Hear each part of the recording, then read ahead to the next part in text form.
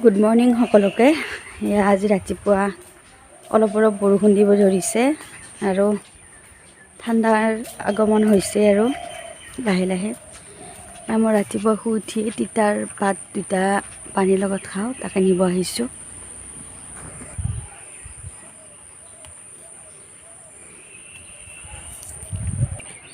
এয়া দুটাই খাওঁ, বেছি নাখাওঁ।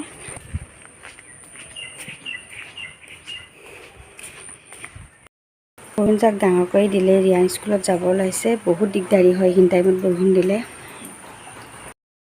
এয়া ৰিয়ানে ভাত খাই আছে আৰু আজি চব চিম্পুল খানা।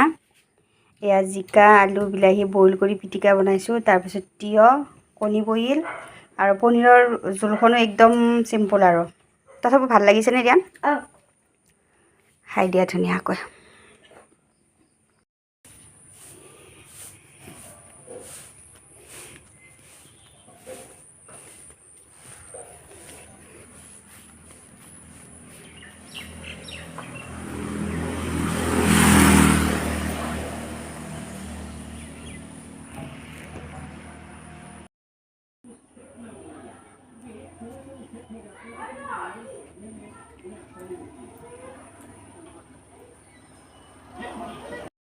ৰিয়ানে স্কুলৰ পৰা আহি ভাত পানী খাই স্কুলৰ প্ৰজেক্টৰ কামৰ বাবে এইবিলাক কৰি আছে আৰু মনে মনে ভিডিঅ'টো কৰিছোঁ, কাৰণ সি মানে বেছি ভিডিঅ' কৰি থাকিলে বেয়া পায়।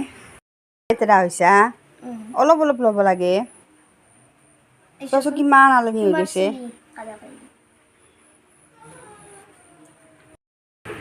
আজিৰ দিনটো শ্বিলঙত থকা যেন লাগি আছে। বৰষুণজাক বেছি জোৰতো দিয়া নাই, কম একদম মানে অলপ দি আছে। ভাল লাগি আছে বতৰটো।